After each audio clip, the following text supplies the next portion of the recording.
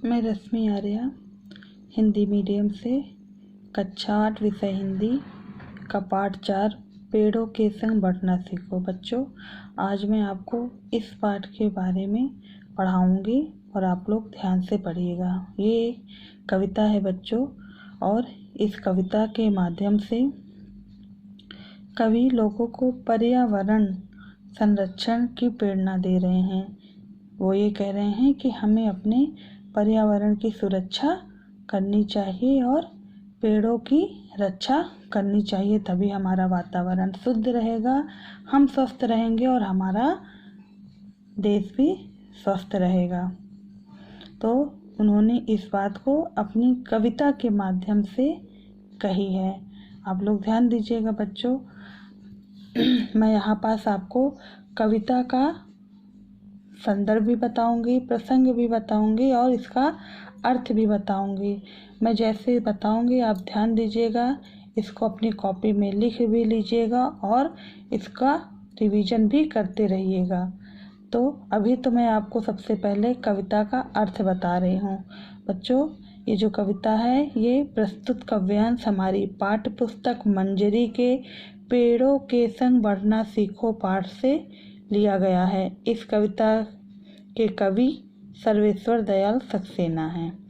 इसमें प्रसंग में आप लिखेंगे, कविता के माध्यम से कवि ने लोगों को पर्यावरण संरक्षण की प्रेरणा दी है। अब इसका अर्थ समझिए। कवि कहता है कि बहुत दिनों से मैं सोच रहा हूँ कि थोड़ी सी जमीन लेकर उस पर बाग बगीचा लगाऊं, जिसमें फल फूल खिले, चिड़िया बोले और सभी जगह सुगंध बिखरे फैले। बगीचा में एक जलाशय हो जिसमें ताजी हवा अपना अंग भिगोकर और ठंडी हो जाए, ऐसा एक बगीचा हो। दूसरा हो सकता है चिड़िया का रोना। यहाँ तक है इसकी इस कविता का मैं आपको अर्थ बता रही हूँ बच्चों। कवि बच्चों से कहता है कि संभव है तुम्हारे पास तुम्हारी अपनी जमीन हो, फल फूल से लदे बगीचे हों, या अपनी खाली थोड़ी सी भी अगर ज़मीन हो तो उसमें छोटी सी क्यारी हो जो फूलों की खुशबू से महक रही हो, आपका घर आंगन महका रही हो, या कुछ खेत हो जिसमें आप फसलें लगा सकते हैं, कोई भी फसल जो आप चाहे फसलें लगा लें।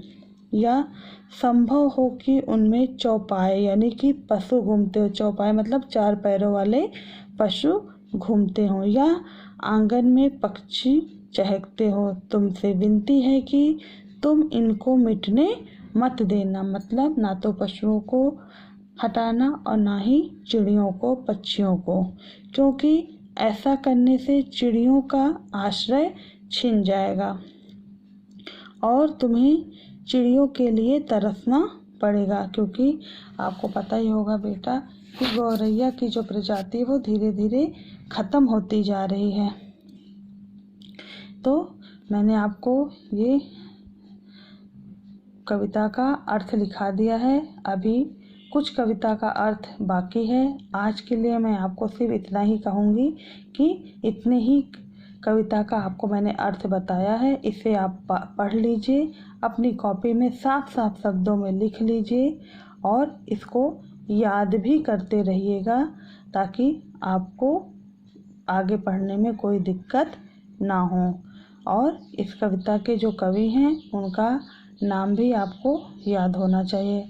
आगे के वीडियो में मैं आपको इसका आगे का अर्थ, भाषा की बात और शब्द अर्थ भी बताऊंगी, उसको भी आपको अपनी कॉपी में लिखना है।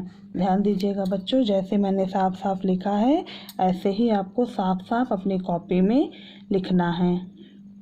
कहीं भी गलती मत करिएगा।